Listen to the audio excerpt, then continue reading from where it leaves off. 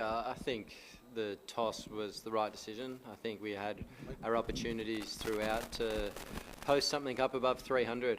We were probably just that one wicket down, too many at a few stages throughout the innings. If we extended one of those partnerships a little bit, we're probably getting up 290, 300, and we're putting a bit of pressure on the scoreboard. So it's clearly, not the easiest wicket to bat on. The square block as a whole, I think, has seen a lot of cricket over the last couple of months. We can see it's pretty tired, and that's probably the reason why we haven't seen a score above 300 in the tournament here so far. So, we did a reasonable job, but we probably just lacked a couple of those partnerships, just dragging out a little bit further to get us up somewhere near 300 or just above. Steve, you obviously played down the significance of India playing all their group games here, but now we're at the end of the game. Do you think it played a part at all? Yeah, look, I'm not buying into it. I think it is what it is. India obviously played some really good cricket here. The surface kind of suits their style with the spinners that they've got and the seamers that they have at their disposal for a wicket like that. So they played well, they outplayed us, and they deserve the victory. Steve, in the eventual calculations on finer margins, do you think the fielding of your side was not up to the mark you would have liked? No, I mean, we dropped a couple of chances, and I think when you're trying to squeeze the game and you're trying to build a lot of pressure, you need to take those chances when you've got 260 on the board. But that's the game; it happens. No one means to drop a catch. It's part of the game. Steve, would you also say that India planned the chase well, just sustaining that 5 runs and over right through almost?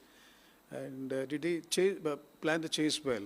So the target was 266, still a stiff target, but still they planned the chase well. Would you say that? What was the question, sorry? No, would you say India planned the chase well? India? Sustaining the 5 runs and over. Yeah, I mean, they kept their run rate in check throughout. We were probably just 1 or 2 wickets away. It got pretty close towards the end. We were able to drag the game quite deep and try and put some pressure on that way. But yeah, obviously KL played really nicely at the end, and Hardik as well. So we took it as deep as we could. But yeah, they obviously chased really nicely. Steve, how much difference in Dubai pitches and Gaddafi Stadium Lahore pitches? You played in Lahore, so different result, do you think? The wickets we played on, they're completely different tracks. This one's quite slow, 2-pace, took some spin. I think the Gaddafi track's arguably one of the best one-day wickets in the world for batting. The ball skids on nicely, the outfield's lightning, and there's definite differences there. Steve, when Australia takes part in a semi-final, the expectations are always so high. You're always expected to win. Do you feel that when you play India, their reputation is as formidable? Could that have played a bit on the boys' mindset? Not really. I mean, I think we've got pretty good records in big games, in ICC events, and I thought the guys turned up and did a really good job. There's obviously a bit of inexperience in our team, particularly our bowling attack. Some new guys there who I thought did a really good job as well. So.